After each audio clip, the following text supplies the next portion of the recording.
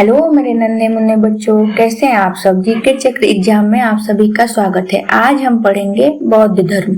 तो चलिए शुरू करते हैं। बच्चों, बौद्ध धर्म के संस्थापक गौतम बुद्ध थे। इनके बचपन का नाम सिद्धार्थ था। गौतम बुद्ध को एशिया का ज्योतिपुंज, तथागत और शाक्य मुनि भी कहा जाता है। इनका जन्म 563 बीसी नेपाल लुम्बिनी के कपिलवस्तु में साल वृक्ष के नीचे हुआ था। इनके पिता का नाम शुद्धोधन था, जो कि शाक्यगढ़ से थे।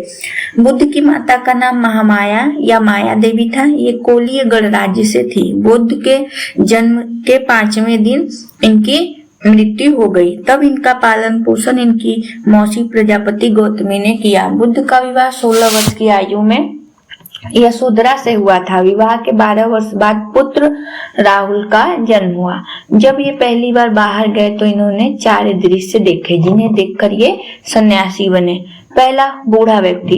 इसे देखकर इन्होंने जाना कि शरीर एक दिन बूढ़ा होता है और कष्ट होता है। दूसरा, बीमार व्यक्ति। उन्होंने देखा कि शरीर में बीमारियां व दुख आते हैं। तीसरा, मृत व्यक्ति। यहाँ से इन्होंने सोचा कि अंत में सबको मरना है। और चौथा, सन्यासी व्यक्ति। उन्होंने देखा कि यह एक सन्यासी है जो बहुत शांत और खुश है। इन 4 दृश्यों को देखकर बुद्ध ने तय किया कि वे भी शांति के खोज के लिए सन्यासी बनेंगे। बच्चों, बुद्ध के सारथी का नाम चन्ना और इनके घोड़े का नाम कथक था। बुद्ध ने 29 वर्ष की उम्र में गृह त्याग दिया। बौद्ध धर्म में घर छोड़ने की घटना को महावीर निष्क्रमण कहा जाता है। इनके प्रथम गुरु आलार कलाम थे, जिनसे इन्होंने सांख्य दर्शन की शिक्षा ली। बच्चों, सांख्य दर्शन के प्रवर्तक कपिल मुनि थे।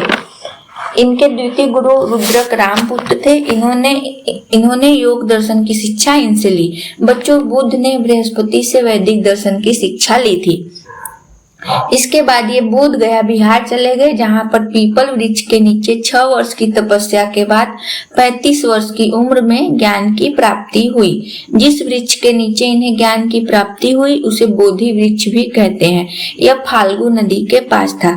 ज्ञान प्राप्ति के बाद ये बुद्ध कहलाए।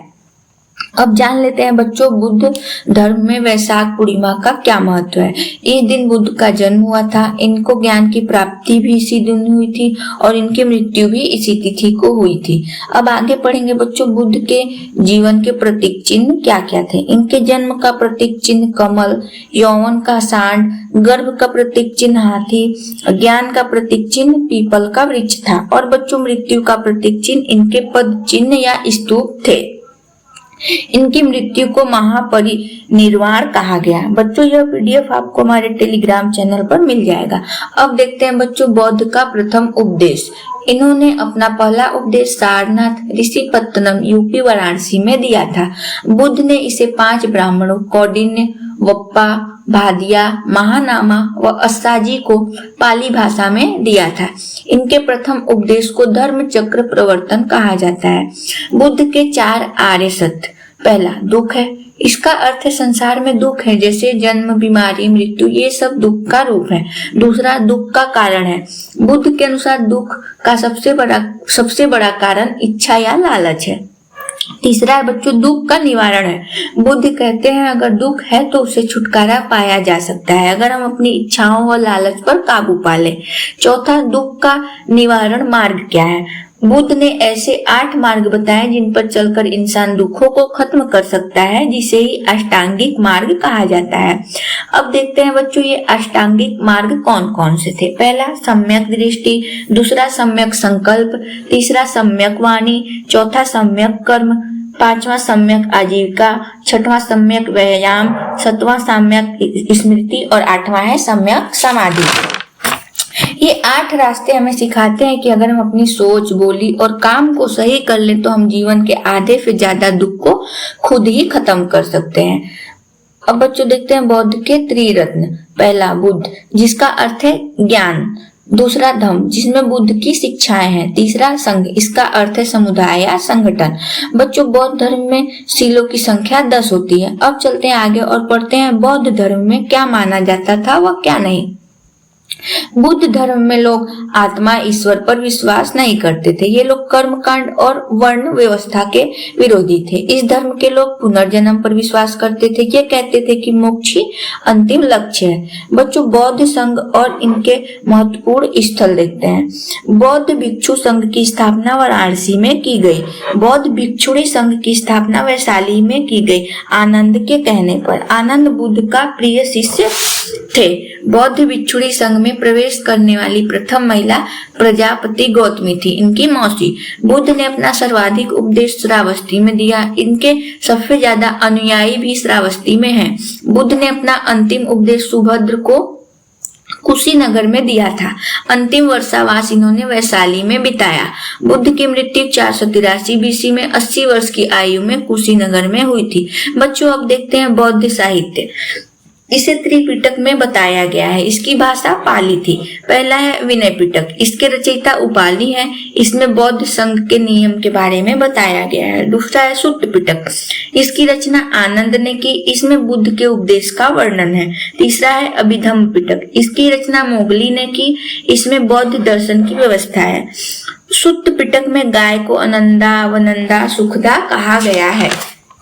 सुट्ट पिटक को 5 भागों में विभाजित किया गया है। पहला है खुंदक निकाय, इसमें 549 जातक कथाएं हैं। बच्चों, जातक कथाओं का मतलब होता है कि बुद्ध के जन्म से पहले की घटनाएं। दूसरा है अंगुत्तर निकाय, इसमें 16 महाजनपदों की जानकारी है। तीसरा है दीघ निकाय, चौथा मंजिम निकाय और 5वां है संयुक्त निकाय। बच्चों, अब हम पढ़ेंगे बौद्ध संहिता। ये एग्जाम के पॉइंट ऑफ व्यू से बहुत ही महत्वपूर्ण है। पहला बौद्ध संहिता 483 बीसी में राजगृह में हुआ था। इस समय शासक अजात शत्रु था। इसके अध्यक्ष महाकश्यप थे। दूसरी बौद्ध संहिता 383 में वैशाली में कालाशोक के शासनकाल में हुआ। इसके अध्यक्ष साबा कामी थे। तीसरी संहिता 255 बीसी में पाटलिपुत्र में अशोक के शासनकाल में हुआ। इसके अध्यक्ष मोगलीपुत्र तीर्थ थे। फोर्थ संहिता पहली शताब्दी में कुंडलवन कश्मीर में कनिष्क के शासन काल में हुआ। इसके अध्यक्ष वसुमित्र थे और इसके उपाध्यक्ष अश्वघोष थे। फिफ्थ उतना इम्पोर्टेंट नहीं है बच्चों, का देख लीजिएगा। बच्चों, चौथी बौद्ध संहिता में बौद्ध धर्म 2 भागों महायान और हीनयान में विभाजित हो गया। पहले देखते हैं महायान। इसके समर्थक थे वसुमित्र।